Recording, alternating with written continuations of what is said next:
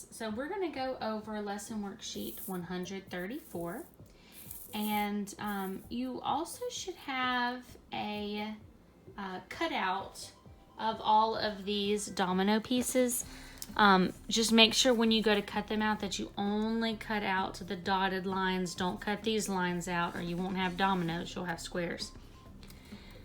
So you'll want to go ahead and cut those out if you haven't already done so you can pause the video and get those taken care of while you're waiting. So what we're going to do is we're going to graph the sums of the dominoes. So whatever the sum is, that is what we're going to put on our chart here. So the sum means addition. So we're going to be adding the two sides of the domino. So I'm just going to start grabbing random dominoes. We're going to add up the two sides and then we're going to color in on our chart. All right, so the first domino, I have 2 on one side and 0 on the other. 2 plus 0 equals 1, 2. So I'm going to color in one box here on the 2. I'm going to set this aside so I don't count it again. All right, then I have 3 and 0, so 1, 2, 3. We'll color in 1 on the 3 side. We're just going to keep doing this. 1 plus 0 equals 1.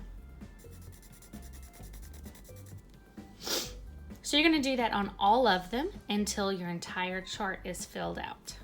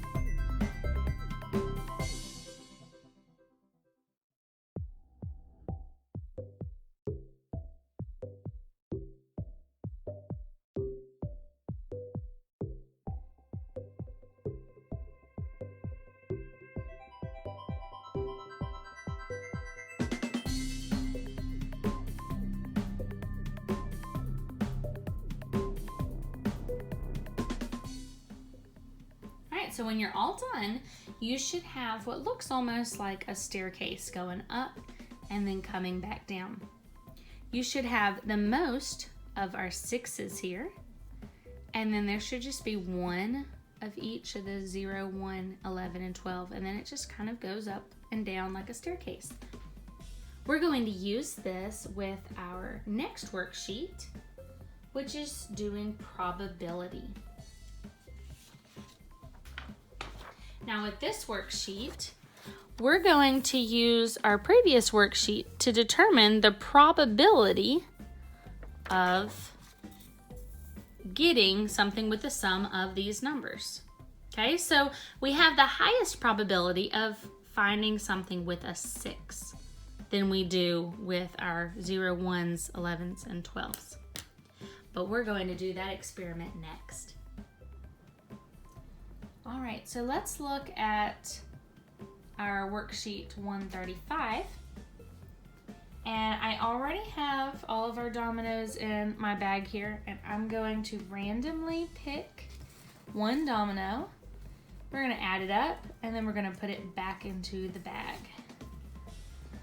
All right, so I got this one. We have 6 on one side, so 6, 7, 8, 9, 10. So I'm gonna color in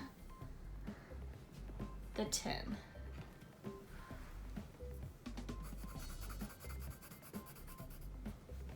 I'm gonna put it back into the bag so our probability stays the same. And we're also going to do this 20 times. And this one, if I can roll it over, here we go. 4, 5, 6. So we're gonna color in a 6. And it goes back into the bag.